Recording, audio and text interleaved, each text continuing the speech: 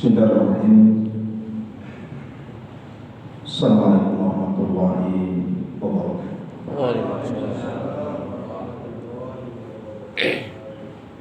Alhamdulillah wassalatu wassalamu ala Rasulillah wa ala alihi wa sahbihi wa mawalah wa la hawla wa la quwwata illa billahi wa ba'd. Alhamdulillah, di pagi hari ini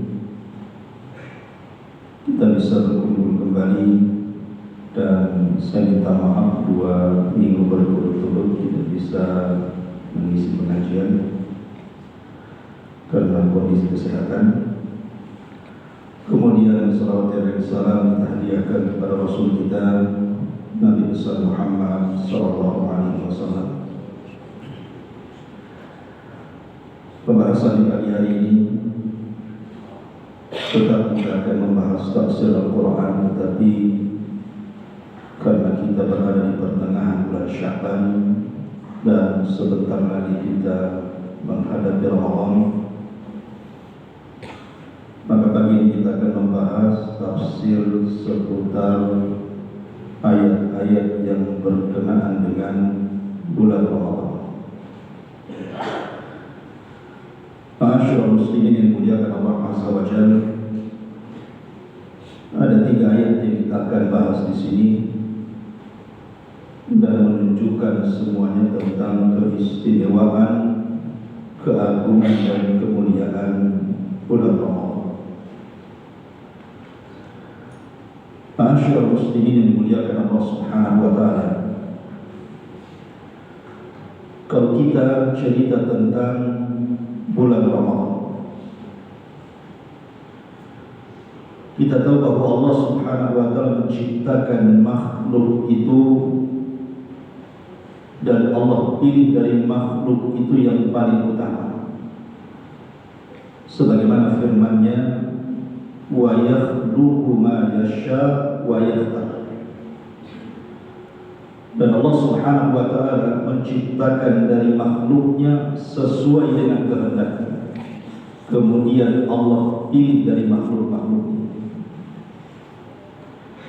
Kita cerita ke atas dulu, baru kita cerita ke bawah. Kalau kita melihat makhluk yang ada di atas kepala kita, maka makhluk yang paling mulia yang Allah Subhanahu wa taala ciptakan adalah arsy Allah Jalla fi'ala. Karena arsy adalah makhluk pertama yang Allah ciptakan dan dekat dengan Allah Subhanahu wa taala. Kemudian di bawah arsy adalah surga-surga yang Allah ciptakan bagi hamba-hambanya yang saleh. Dari seluruh tingkatan surga, tentu yang paling utama surga yang paling tinggi yang disebut dengan Jannatu Adn. Ada surga Adn.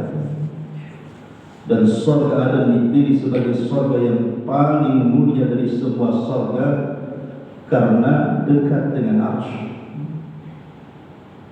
Bahkan atap daripada surga Adn itu adalah arsy itu sendiri. Dan itu berdasarkan hadis Nabi sallallahu alaihi wasallam, "Idza sa'altumullaha fas'alul firdausil a'la. Fa innahu a'lal jannah wa fawqahu arsyur rahman." Apabila kalian meminta surga, jangan tanggung-tanggung. Mintalah surga Adn yang paling tinggi. Karena atapnya adalah arsy Allah Subhanahu wa taala. Kemudian para malaikat yang Allah Subhanahu wa taala ciptakan di langit. Tentu para malaikat yang paling mulia adalah para malaikat, para pemikul arsy itu sendiri. Ala rasihim, tentu pemimpinnya adalah Sayyidul Malaikah Jibril alaihi salam. Makanya Al-Quran selalu menyendirikan Jibril di antara malaikat-malaikat yang lain. Seperti Allah mengatakan, "Tanazzalul malaikatu war-ruh." para malaikat turun dan juga ruh di sini artinya Jibril. Kalau memang Jibril bagian daripada para malaikat, kenapa pula dikeluarkan? Menunjukkan bahwa mengeluarkan sesuatu dari yang umum berarti sesuatu itu memiliki kekhususan. Dan Jibril memiliki kekhususan dari seluruh malaikat yang ada karena dia malaikat yang paling mulia, ya karena dia sayyidul malaikah, pemimpinnya para malaikat. Kemudian kita turun ke bumi. Dari lapisan bumi yang paling bawah 7 lapis itu, tentu lapisan yang paling atas yang kita pijak ini adalah lapisan yang paling mulia. Karena di situ manusia diciptakan Allah Subhanahu wa taala. Kemudian dari seluruh manusia Allah Subhanahu wa taala ciptakan,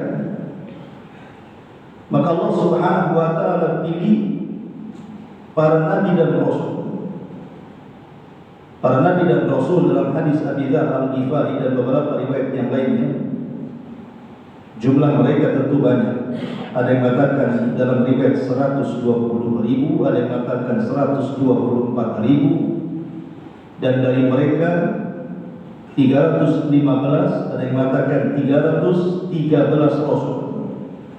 Walaupun yang kita kenal dalam Al-Quran hanya 25 nabi dan rasul. 18 diantaranya tertera dalam surah Al-An'am, dan yang lainnya tertera dalam surah Hud, kemudian surah Asy-Syura, surah Muhammad dan yang lain.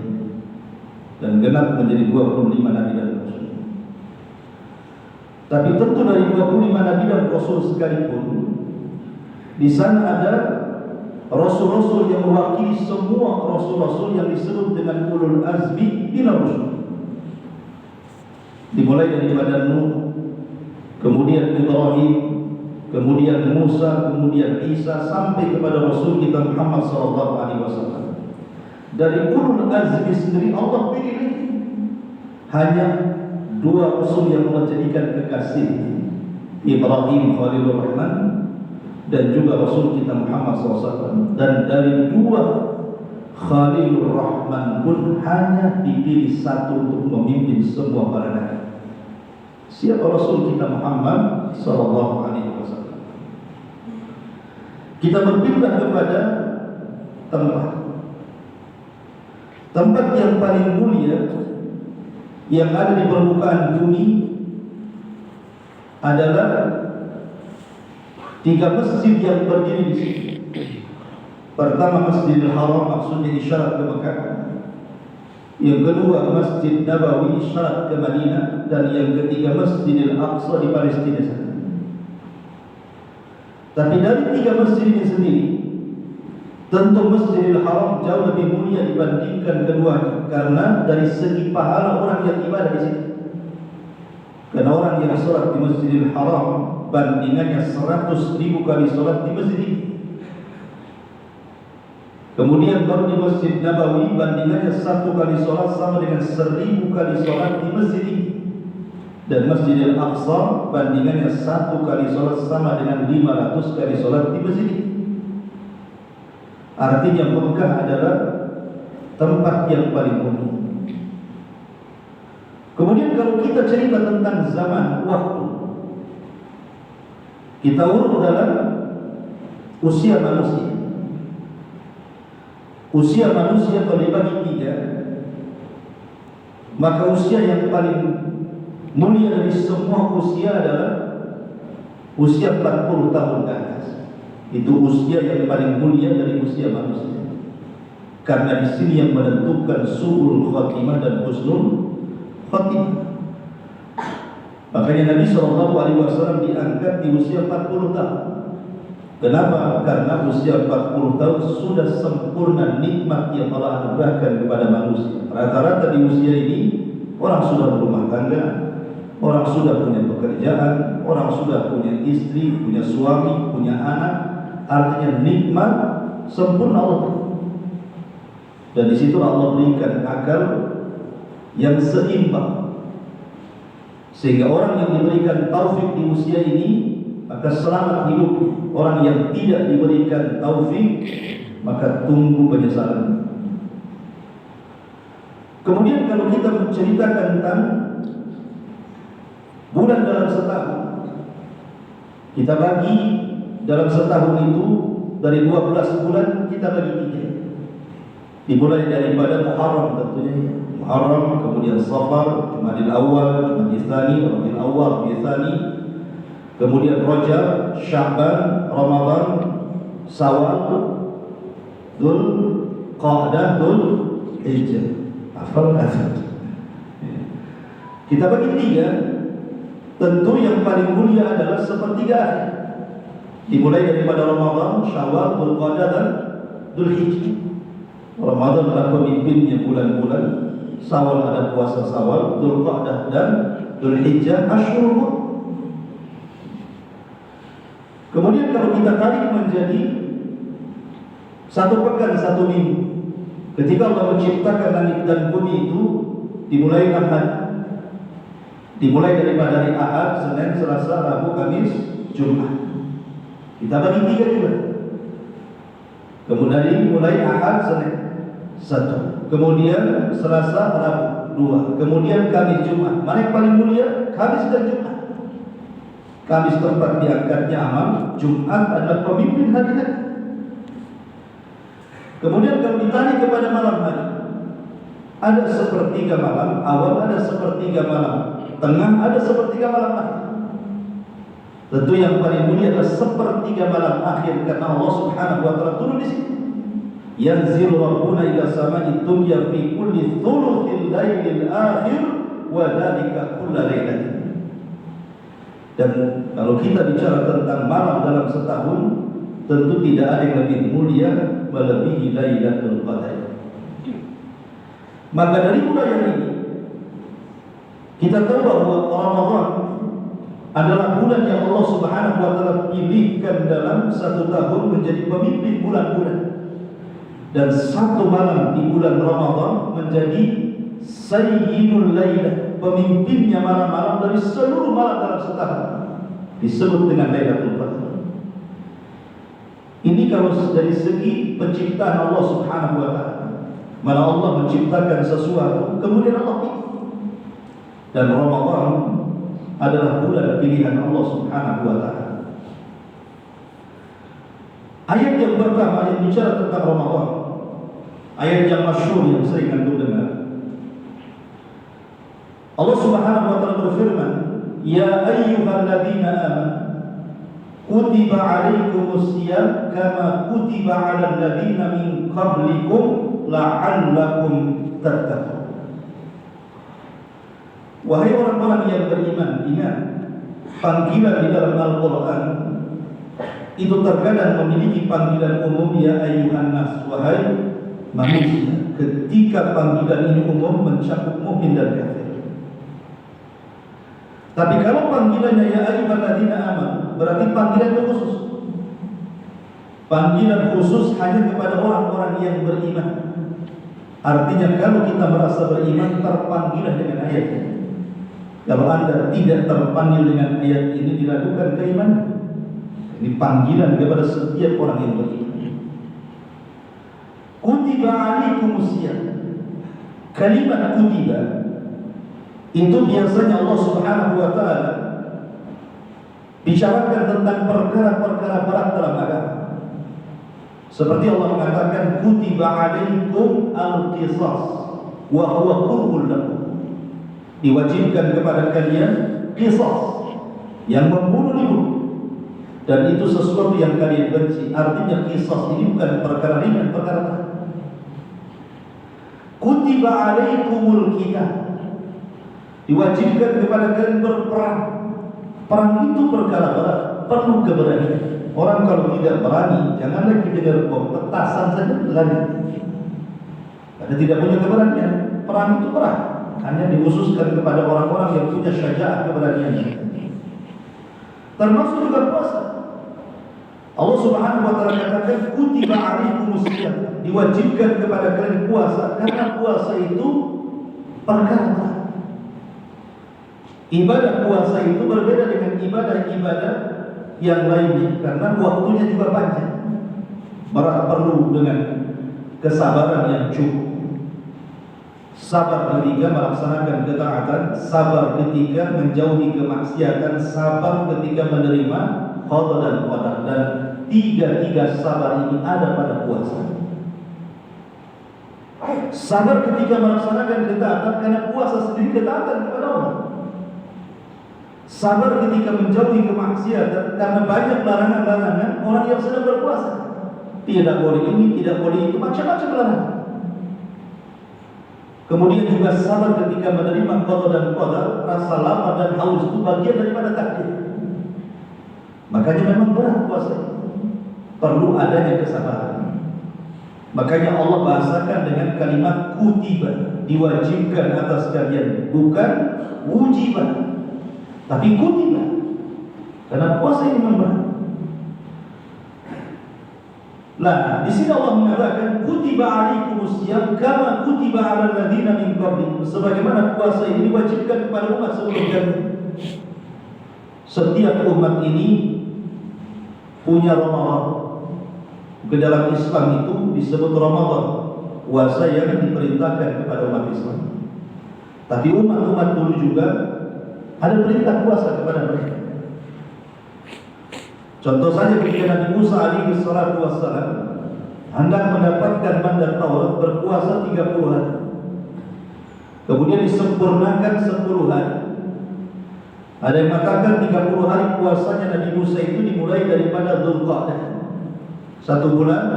Kemudian yang 10 hari disempurnakan 30 hari menjadi 40 hari, itu maksudnya 10 awal bulan Dzulhijjah.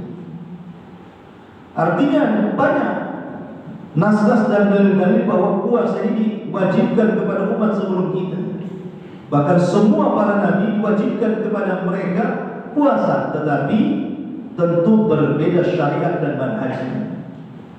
Berbeda caranya. Seperti Rasul mengatakan faslu ma baina siyamina wa siyami ahli kitab akal tasawwur. Perbedaan puasa kita dengan ahli kitab Yahudi dan Nasrani dimakan sahur.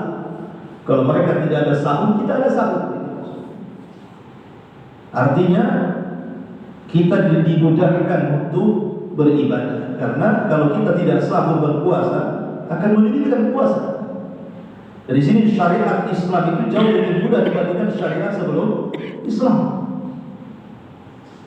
Dan kalau kita puasa, bercerita tentang puasa di bulan Ramadan, ibadah satu-satunya yang mengajarkan kepada kita keikhlasan itu adalah ibadah puasa.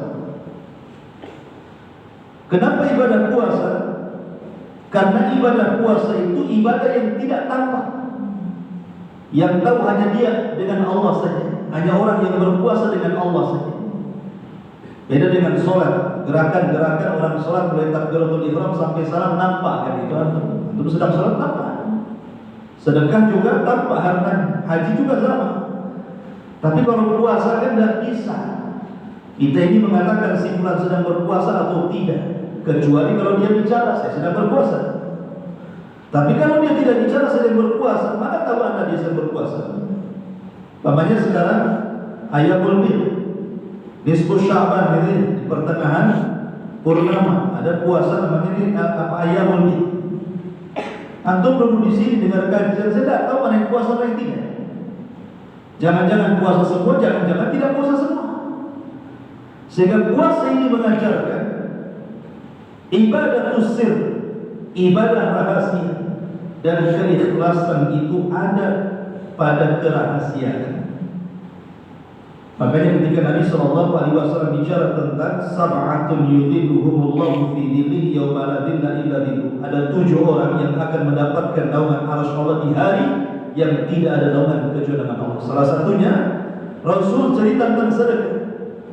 Rajulun tasaddaqa bi yaminihi, seseorang yang bersedekah dengan tangan kanan, yang tangan kirinya tidak ada.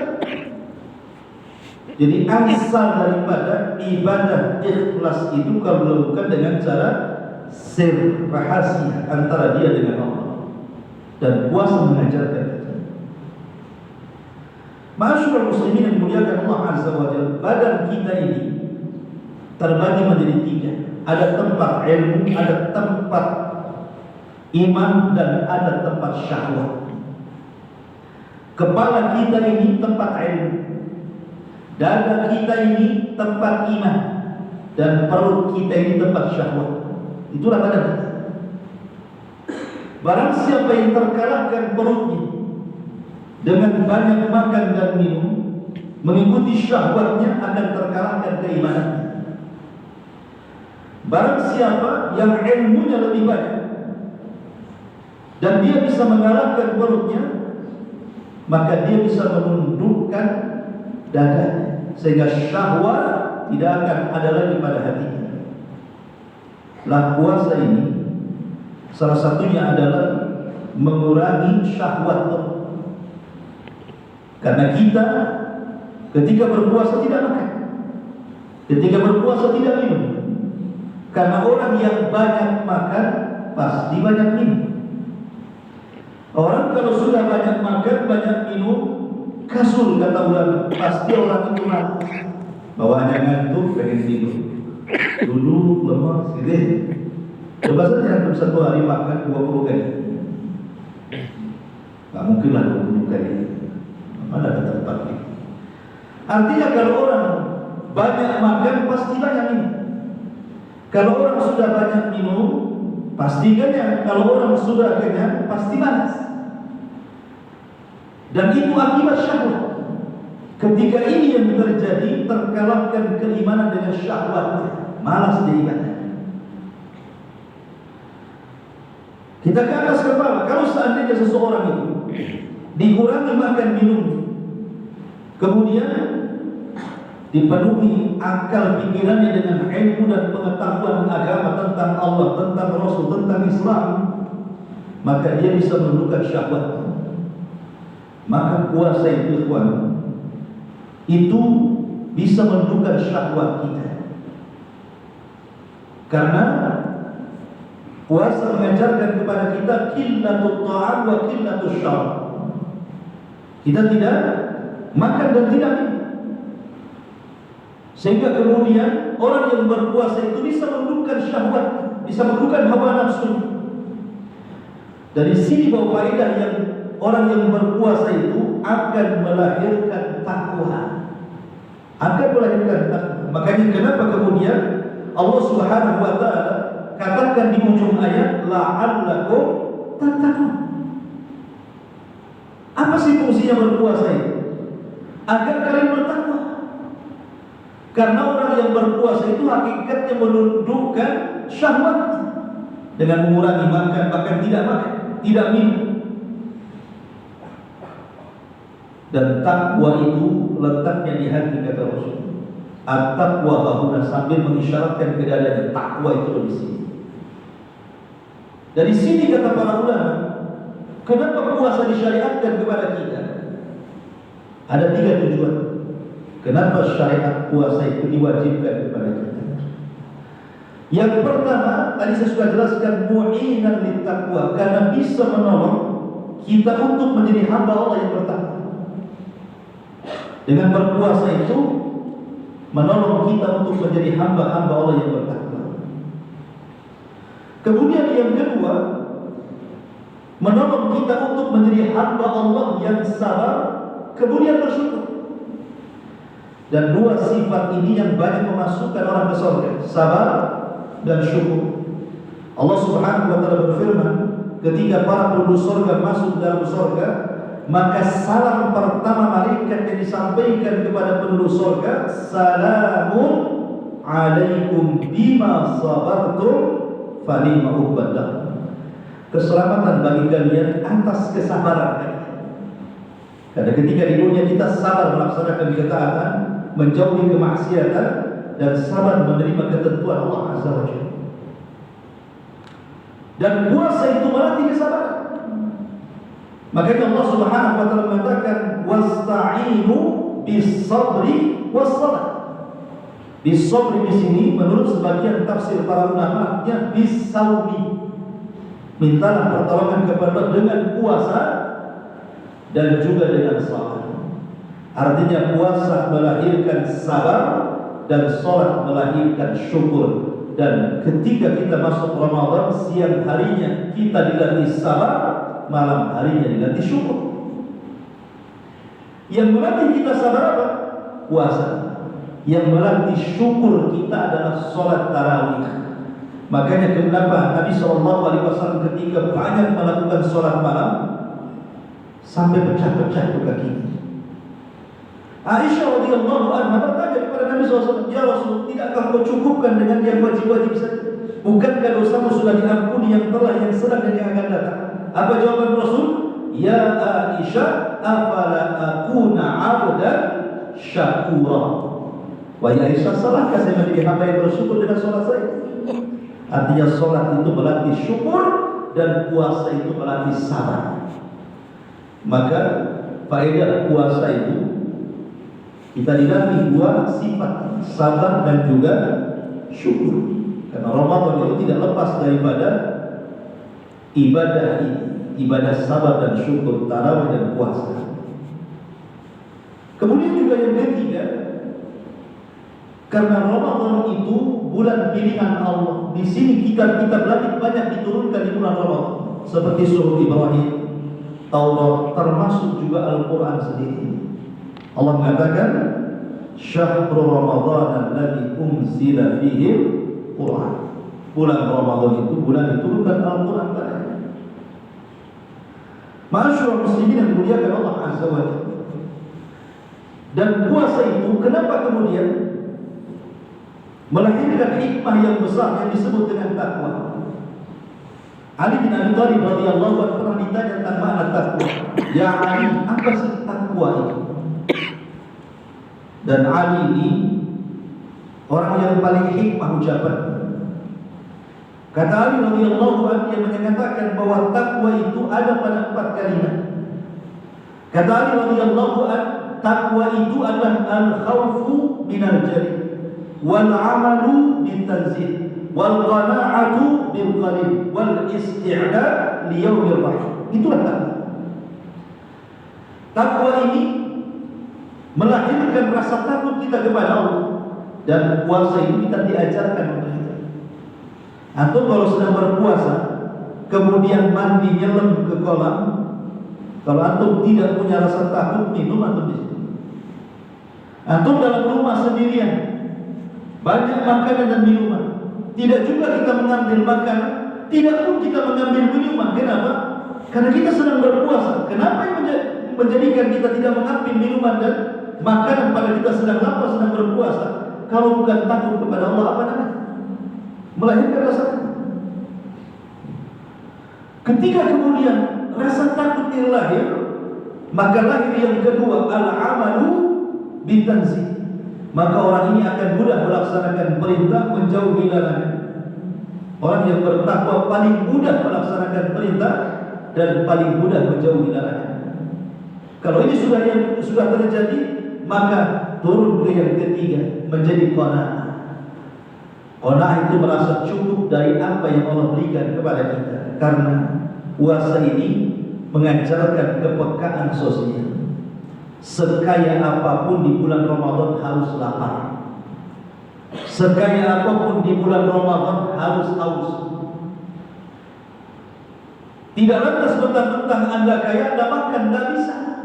Yang namanya puasa itu pukul rata. Mau miskin, mau kaya, harus dahaga. Artinya orang-orang ini diajarkan untuk qanaah, seperti orang-orang miskin diberikan rezeki. Ada orang-orang miskin itu yang selama hidupnya tidak nunggu puasa Ramadan, puasa terus karena tidak dapat makan. Diajarkan qanaah, harus bersyukur artinya. Itu maksudnya. Dan itu semualah isti'dad liyaumir rahim, persiapan kita menuju kehidupan setelah kematian. Itulah takwa. Dan puasa tarbiyah ke situ. Ma'asyiral muslimin yang dimuliakan Allah Subhanahu wa taala. Ini ayat yang pertama. Ayat yang kedua, Allah Subhanahu wa taala berfirman, "Syahrul Ramadan alladzi unzila fihi al-Qur'an hudan lin-nasi wa bayyinatin minal huda wal furqan." Bulan Ramadan adalah bulan diturunkan Al-Quran. Kalimat syahrul Ramadan, Ramadan ini menjadi khilaf para ulama, apakah satu di antara sekian nama Allah ataukah bukan? Sebagian para ulama mengatakan bahwa Ramadan adalah ismun min asma'illah, satu di antara sekian nama-nama Allah. Al-Syahrul Ramadan itu artinya Syahrullah. Tetapi pendapat ini tidak berdasar kepada dalil kecuali hadis yang benar. Sehingga kita katakan Ramadan adalah nama sebagaimana nama-nama bulan yang lain. Dan Ramadan diambil dari 3 nama, Ra, Mim, Dha. Ramadan.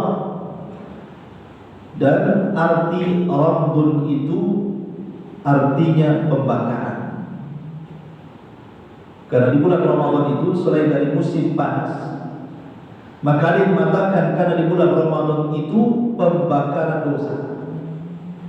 Kenapa dikatakan pembakaran dosa? Karena ibadah yang identik dengan bulan Ramadan itu semua bicara tentang pembakaran dosa. Coba ibadah yang identik di bulan Ramadan apa? 3. Puasa, tarawih, qiyam, ketika Lailatul Qadar. Ini 3 saja di bulan Ramadan yang identik maksudnya. Pertama, puasa. Rasul mengatakan man shoma Ramadanan imanan wa ihtisaban ghufira lahu ma taqaddama min dhanbi. Barang siapa yang berpuasa di bulan Ramadan penuh dengan iman dan mengharap pahala, Allah hapuskan kesalahan. Allah bakar dosa-dosanya karena Allah sudah ampuni dia. Tanpa harus mengucapkan ya Allah ampuni dosa saya. Dengan berpuasa sudah diampuni dosanya. Kemudian yang kedua, salat tarawih. Rasul mengatakan man qama Ramadanan imanan wa ihtisaban ghufira lahu ma taqaddama min dhanbi. Barang siapa yang tegak salat tarawih di tengah malam, maka penuh dengan iman dan mengharap pahala Allah, Allah hapuskan kesalahannya, Allah ampuni dosa-dosanya. Pembakaran dosa di sini. Tanpa harus mengatakan Rabbighfirli, ya Allah ampuni dosa saya. Dengan salat tarawih saja, selepas salat tarawih maka dosa kita dihapuskan. Kemudian yang ketiga, man qama lailatul qadri imanan wa ihtisaban ghufira lahu ma taqaddama min dhanbi. Barang siapa yang menghidupkan malam Lailatul Qadar penuh dengan iman dan mengharap pahala, maka Allah hapus dosa-dosanya. Makanya disebut Ramadan membakar setiap dosa. Maka kita keluar Ramadan itu seperti anak bayi yang baru lahir. Dari sini ada faedah. Kenapa bulan Ramadan itu bulan istijabatul doa? Kenapa Ramadan itu bulan kita ini berdoa baik di siang atau di malamnya sama saja mustajab doa. Antum doa di siang hari mustajab, antum doa di malam hari mustajab. Sebab kalau di hari-hari biasa waktu-waktu mustajab itu terbatas.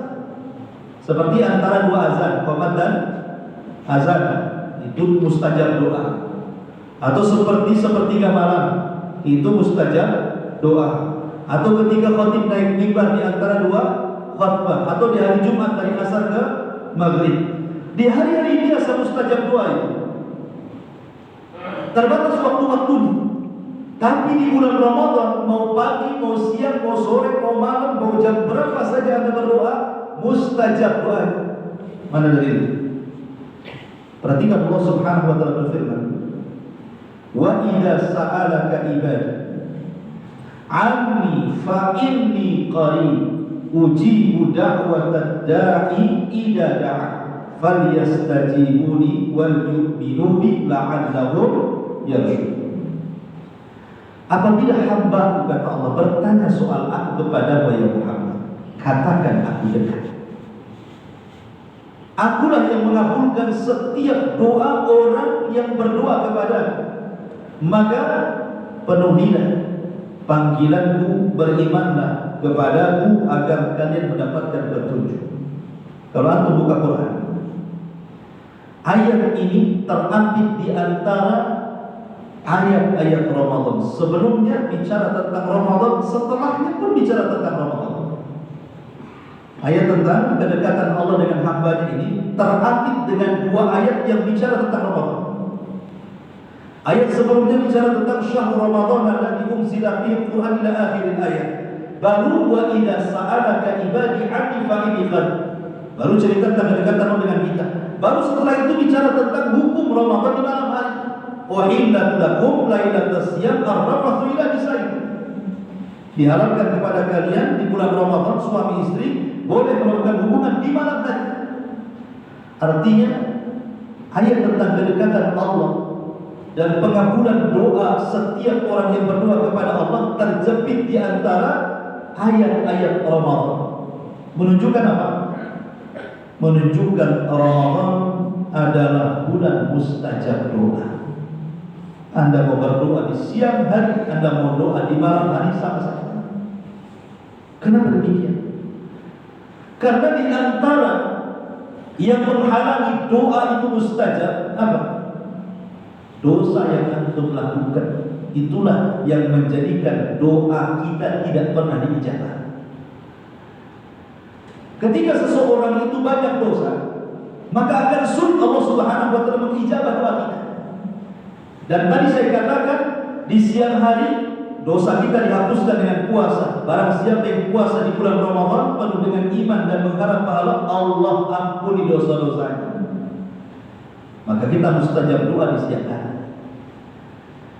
Kemudian ketika orang berdoa di malam hari sama. Karena dengan sholat tarawih, ghufira lakum ma taqaddama min dhanbi. Maka dosa-dosa kita akan diampuni sehingga di malam hari juga mustajab doa. Karena di antara doa kita ditolak itu karena banyak dosa. Ketika kita puasa itu sebab pengukur dosa, ketika kita sholat tarawih itu juga sebab pengukur dosa. Maka dari sini kenapa bulan Ramadan itu mustajab doa siang malam?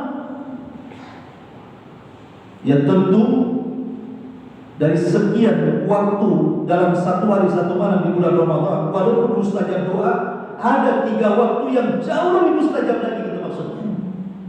Dan itu ada 3 waktu. Pertama menjelang berbuka, yang kedua di sepertiga malam akhir, dan yang ketiga setelah sholat subuh sampai syuruk matahari. Artinya Ramadan itu sudah siang malam yang mustajab, lebih mustajab lagi, itu maksudnya ketika berdoa sebelum berbuka. Dan itu berdasarkan hadis tadi. Karena orang berpuasa itu punya 2 kebahagiaan. Bahagia ketika berbuka dan bahagia kelak ketika berjumpa dengan Rabb. Salah satu kebahagiaan orang yang berbuka adalah mustajab doa. Nabi SAW mengatakan, lillahi utaqa'u minan nar fi kulli lailatin Ramadan. Allah itu akan memerdekakan dari hamba-hambanya dari api neraka, dan itu setiap malam. Ingat, kalau Allah Subhanahu wa taala sudah catat di antara kita, entah Ramadan keberapa atau Ramadan yang akan datang, Allah catat bahwa salah satu di antara kita akan dibebaskan dari api neraka. Satu malam saja. Allah catat antum tidak akan masuk neraka, dibebaskan dari api neraka. Maka sampai mati tidak mungkin masuk neraka. Karena Allah yang mencatat. Karena Allah mengatakan lillahi mutaqab. Allah Subhanahu wa taala akan membebaskan hamba-hambanya dari api neraka, dan itu setiap malam di bulan Ramadan. Dari sini prioritaskan doa di bulan Ramadan, minta supaya kita dibebaskan dari api neraka. Jadi kalau antum berdoa di bulan Ramadan, prioritaskan ini. Pamannya ini menjelang berdoa, untuk angkat tangan kita. Ya Allah, bebaskan aku dari neraka. Bebaskan suamiku, istriku, anakku, orang tuaku, dan orang-orang yang kucintai dari neraka. Sebab kalau antum dicatat 1 kali saja, gak mungkin masuk neraka selamanya. Ya, ini faedah besar. Karena kita selama Ramadan terkadang dilalaikan berdoa perkara-perkara yang penting. Padahal inilah yang menjadikan kebahagiaan kita di dunia dan di akhirat. Apalah yang kita cari di dunia ini kalau bukan ingin masuk surga dan terhindar dari neraka. Ma'asyiral muslimin yang dimuliakan Allah Subhanahu wa taala. Dan di bulan Ramadan berdoa di waktu-waktu ini mungkin. Sangat mungkin, tidak ada mustahil. Karena setiap orang pasti, kalau yang berpuasa dia akan menghadapi buka kan begitu. Kemudian juga sepertiga malam akhir pasti antum bangunkan harus sahur. Kemudian selepas subuh sampai syuruk pun dengan bangun sahur kita bisa bertahan, sehingga kita tidak akan tidur dari subuh sampai syuruk. Artinya memungkinkan kita berguna di 3 waktu yang sangat mustajab. Ma'asyiral muslimin yang dimuliakan Allah Azza wa Jalla, kembali kepada kalimat syahrul Ramadan alladzi unzila fihi al-Qur'an. Ini sudah jam berapa? Lanjut. Hah? Nah, yang kerja ya. Jadi minta sampai jam 7. Terserah itu. Bahasanya panjang itu. Baik. Syahrul Ramadan alladzi unzila fihi al-Qur'an. Diturunkan padanya Al-Quran. Inzalul Quran, turunnya Al-Quran di bulan Ramadan menunjukkan kemuliaan bulan Ramadan. Karena kita tahu diangkatnya Nabi menjadi Nabi itu di bulan Ramadan. Kenapa demikian? Karena surat ataupun ayat yang mendaulat Rasul menjadi Nabi itu surat apa? Al-Alaq 1-5. Iqra bismi rabbikal ladzi khalaq, khalaqal insana min 'alaq, iqra wa rabbukal akram alladzi 'allama bil qalam, 'allamal insana ma lam ya'lam. Inilah yang menjadikan Nabi diangkat jadi Nabi. Dan surah Al-Alaq itu turun di bulan Ramadan. Secara otomatis Rasul kita diangkat menjadi Nabi di bulan Ramadan. Bulan di mana Rasul diangkat jadi Nabi dan bulan di mana permulaan Al-Quran itu turun di bulan Ramadan. Dari sini Allah mengatakan syahrul Ramadan alladzi unzila fihi al-Quran. Walaupun ada yang mengatakan bahwa unzila fihi al-Quran itu maksudnya Allah turunkan Al-Quran secara jumlah 30 juz. Itu artinya dari Lauhil Mahfuz ke Baitul Uzzah. Baitul Uzzah itu letaknya di langit pertama. Tapi juga ada yang mengatakan bahwa turunnya Al-Quran itu maksudnya permulaan turunnya. Pamannya saya contohkan seperti ini. Hujan turun berturut-turut 1 minggu. Kemudian saya tanya, itu mulai kapan hujan turun itu? Oh, mulai hari Senin jam 2. Itu permulaan turun nanti. Tetapi bukan di jam 2 terus, akan terus berjalan beberapa hari. Maka Quran juga sama, maksudnya di permulaannya saja bulan Ramadan. Quran itu turun di permulaannya bulan Ramadan, kemudian selebihnya di bulan-bulan yang lainnya. Tidak mesti di bulan Ramadan selama 23 tahun itu. Tapi kata para ulama secara jumlah, walaupun Quran itu turun di semua bulan dan permulaannya di bulan Ramadan, tapi kebanyakannya turunnya di bulan Ramadan ayat-ayat Quran. Karena kebanyakan turunnya ayat-ayat Quran di bulan Ramadan, wajar kalau Ramadan disebut syahrul Quran, bulan. Maka Nabi SAW sendiri didatangi malaikat Jibril di bulan Ramadan. Tadarus kan? Dan di akhir hayatnya di bulan Ramadan 2 kali Jibril untuk bermudawalah Al-Quran bersama Nabi SAW, menunjukkan bahwa ada ihtimam Nabi kepada umatnya untuk memperhatikan Al-Quran lebih di bulan Ramadan dibandingkan bulan yang lain. Maka disebut bulan Quran. Dan bicara tentang Al-Quran, Al-Quran adalah huda linnas. Di sini kenapa Allah mengatakan petunjuk bagi manusia? Quran ini bukan petunjuk kepada orang-orang yang beriman saja, tetapi juga petunjuk kepada manusia. Sebab kalau kita melihat banyak orang yang masuk Islam dari setahun itu, kebanyakan Ramadan. Para mu'alaf itu yang hendak masuk Islam, itu kebanyakan banyak masuk Islam itu di bulan Ramadan. Karena selain bulan Ramadan adalah bulan Quran dan Quran adalah petunjuk, makanya kemudian di bulan Ramadan itu semua dirangsang ibadah itu lebih mudah dibandingkan di bulan yang lain. Atau perhatikan penuhnya masjid di bulan Ramadan dengan bulan yang lainnya penuh mana? Pasti Ramadan. Masjid itu penuh di mana? Apalagi di awal Ramadan itu biasanya. Di awal Ramadan itu kalau sholat tarawih subhanallah sampai ke belakang-belakang. Kalau dulu ya belum ada COVID-nya, itu sampai pakai terpal lagi di belakang, sampai nggak muat. Walaupun di perbulan Ramadan, di tengah Ramadan makin maju usahanya. Nanti di akhir Ramadan pindah sampai ke Maulid ya, persiapan Ramadan. Artinya bahwa tidak ada masjid yang paling bagus selain Ramadan. Bahkan orang yang baca Quran itu paling banyak dikumandangkan di bulan Ramadan. Di hari-hari yang lain itu susah kita mendengar orang baca Quran. Baik jamaah atau individu kan? Baik di corong-corong masjid atau corong-corong mana ini. Kenapa? Karena Al-Quran lebih banyak dibaca di Ramadan. Quran itu paling banyak dibaca di Ramadan. Bahkan ada yang kebablasan masjid itu sampai baca Quran itu sampai jam 2 malam. Masya Allah, semangat kali ya. Dari sini masyarakat muslimin yang dimuliakan Allah Subhanahu wa taala menunjukkan bahwa bulan Ramadan mudah orang membaca Quran, mudah untuk bersedekah, mudah untuk yang lainnya. Ya, karena Ramadan adalah mudah lintas, bisa bawa petunjuk. Masyarakat muslimin yang dimuliakan Allah Azza wa Jalla.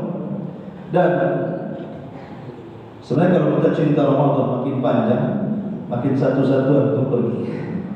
Karena juga tahu kesibukan di bukan hari libur. InsyaAllah kita lanjutkan saja di minggu depannya, karena pembahasan masih panjang dan kita fokuskan saja. Besok bisa ada waktu kan, besok juga bisa datang Ramadan. Mungkin sampai di sini dulu. Mudah-mudahan manfaatnya. Subhanallah. Syukur la ilaha illa anta astaghfiruka wa atubu ilaik. Allah Ta'ala.